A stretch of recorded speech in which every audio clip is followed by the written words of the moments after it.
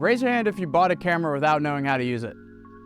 Guilty, right here. Hey everybody, Clay from Calagaz Photo here, and I spent like a year taking really awful photos on auto, and I don't want you guys to have to go through that same experience. So I'm gonna simplify all the basic camera lingo that you need to know to get your camera onto manual and start taking great photos today. So now let's bring in the handy dandy face shield thing that we're repurposing into a whiteboard for today. And lesson one of photography basics with Clay is going to be the exposure triangle. If I can find my marker, boom, the exposure. Can y'all see that? Yeah, y'all can see that fine. This is my angle. I can't see it. Anyways, the exposure triangle. And to be completely honest, if you understand the exposure triangle, you understand everything you need to know about photography. So let's get into it and simplify it to the most basic way possible.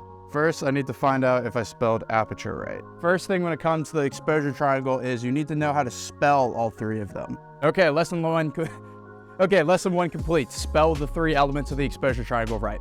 All right, now that we have them all spelled correctly, let's get into what each one of them means. Now, the first stop on our exposure triangle is aperture. And aperture is represented on your camera as an f-stop. As this f-stop goes up, your picture's gonna get darker because you're letting in less light into your lens. That also means your focus is gonna be broader. So if you're looking at these f/18s, f/22s, you're gonna have a really broad focus, so nothing's really gonna be blurred, everything's gonna kind of be in focus, but you need a ton of light to hit that because the hole in your camera would be really small there. Now, when you're in these lower f-stops, so like f1.8, f3.5, f2.8, that's where you're letting in more light into the camera. This is called shooting wide open.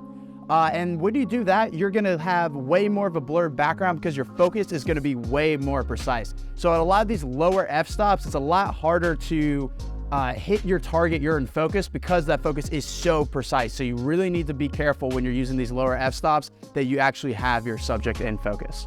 And we're gonna do more in-depth videos on all of these at some point, but this is just a quick overview for this video. So our next stop in the exposure triangle is the shutter speed. Now what this is how quickly your camera's opening and closing its shutter after you hit the shutter button. And this is represented by fractions of a second. So the closer that you get to 1 second, the more light that you're letting in, which also means there'd be more motion blur because you're exposing your camera's sensor for longer. Now, the smaller that fraction is, or the farther away from when you make that fraction, the sharper your image is gonna be because it's immediately opening up and closing, but you're also letting in a lot less light. Your images are gonna be darker. So just keep that in mind. Also, about 160 is about what you need to counteract human hand camera shake on average. So try to keep, unless you have a tripod, try to keep your shutter speed above 1/60. And when you're shooting video, your shutter speed, it's almost a great rule of thumb to have natural motion blur, to have that double whatever your frames per second are. So if you're shooting at 60 frames per second, shoot at 120 or 125, 30, shoot at 160, etc.